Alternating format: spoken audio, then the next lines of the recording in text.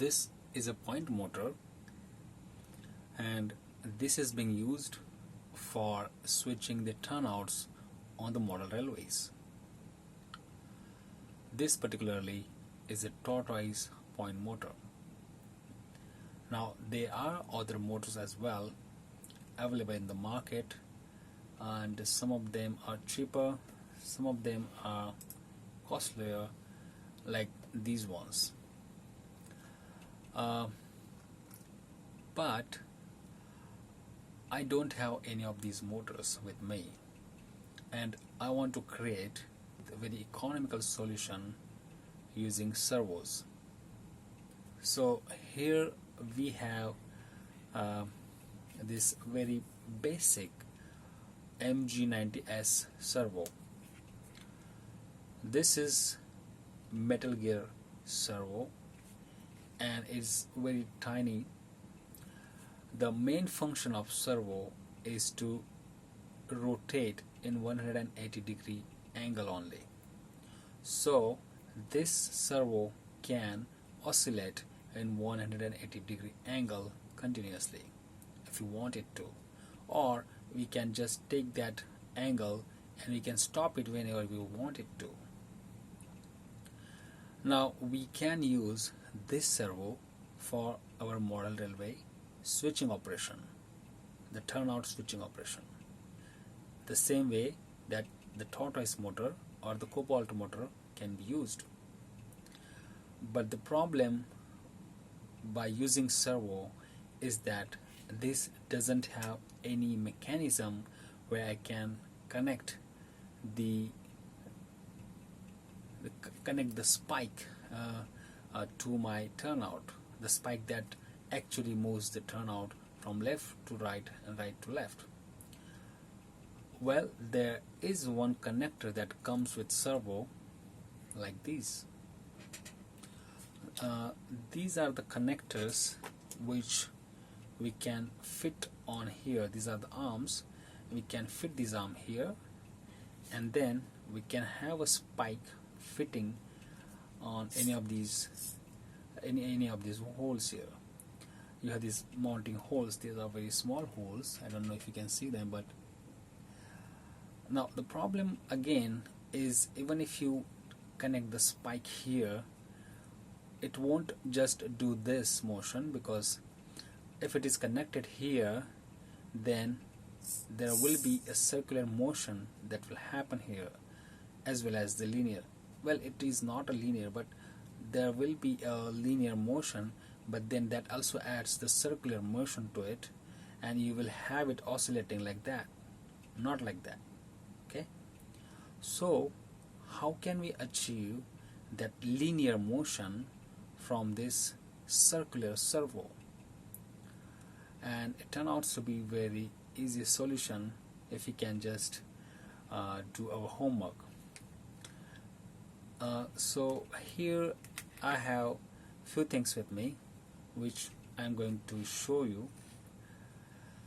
So what we will need is this wood piece.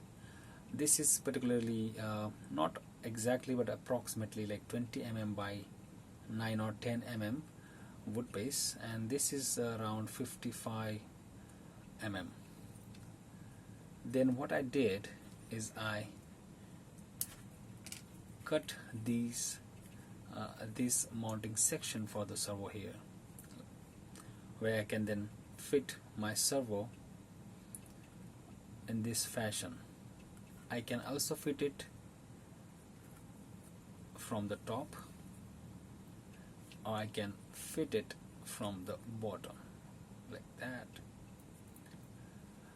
But for this example, I want to fit it from the bottom here. And to make the mounting easy, I already had drilled these 1 mm drill holes here. So first of all, what we need to do is to get one of these wires. These are the metal wires. This particularly is very stiff, so it's not that easy to bend. It's very hard spike of a wire, and it's a metal wire. So what I did is that I just created this U shape uh, for our linear motion to get help. I created this U shape here. I'll show you in the moment how we can use it. So what I'm going to do now, once I have this U shape, I'll do one thing, and that is I'm going to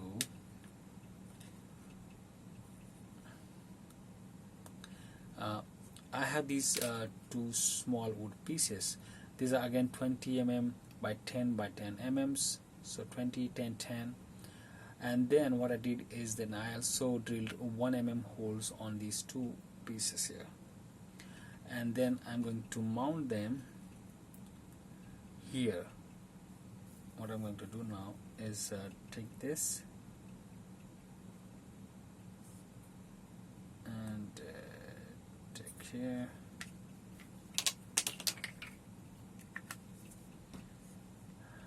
and take the spike, put it here, take this another spike, put it here, okay, and then just so let it dry. So I already have one which I previously just attached, and now you can see we have this spike that is going like that. So what we are going to now do, we will now install this servo on this mechanism here, and the way we install is we just have to first mount this servo here.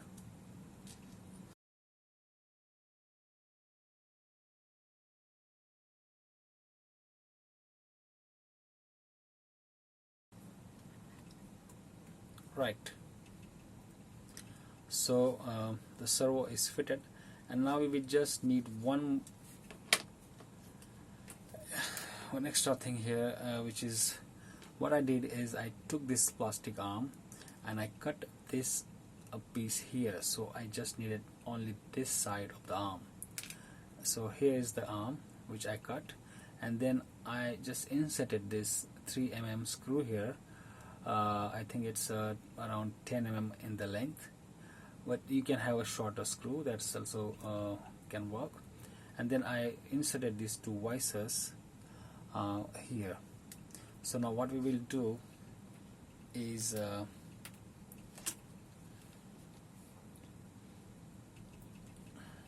first what I'm going to do is to put servo in this direction, so we know where to put the arm. So what I have here is this this Arduino connected to just and the sketch is just to drive the servo in 180 degrees. So as you can see that the servo is rotating, oscillating in 180 degrees. So once it is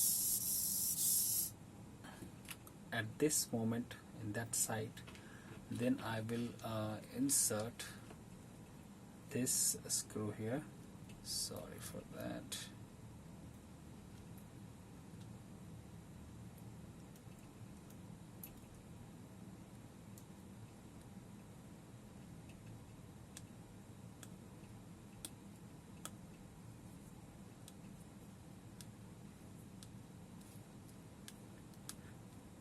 Okay.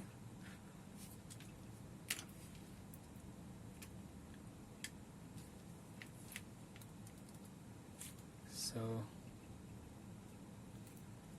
there we have this, and then we will try to connect our arm, and it's very easy. We just have this U-shaped spike which is kind of hinged in this screw, and the screw is just like giving this motion, and then we are getting that motion from the servo. I just so what I can do now is I can connect my linear motor here, and it can do the switching of the turnouts. We can also reduce this distance of the oscillation by attaching the screw near to the center. So the more the screw in the center, there will be less oscillation. The more the far away from the center, there will be more oscillation. But keep in mind that as you move the screw forward, this distance also has to be bigger, okay, to accommodate that radius of the servo. But we don't need that much motion for the turnouts. We just need, I think, 10 centimeters hardly, because the spike goes like that, okay. So I also have another servo which I have created before, which is this one here, and I'll just attach this one here to, so you see it works very well, and you can create as many as you want. So, and it's very easy to achieve that linear motion from these servos, and this is quite strong. I mean, I can just pick it in my hand, and as you can see, it is still oscillating. So there we have our linear servo. I hope you like this video. I hope you like this idea, and if you're using it in your project, or if you're trying to use it in your model railways, or if you're trying to use it in your model railway layout, just let me know in the comment section. I will be happy to know if this is helpful for your project. So thank you, and see you in my next video. Bye.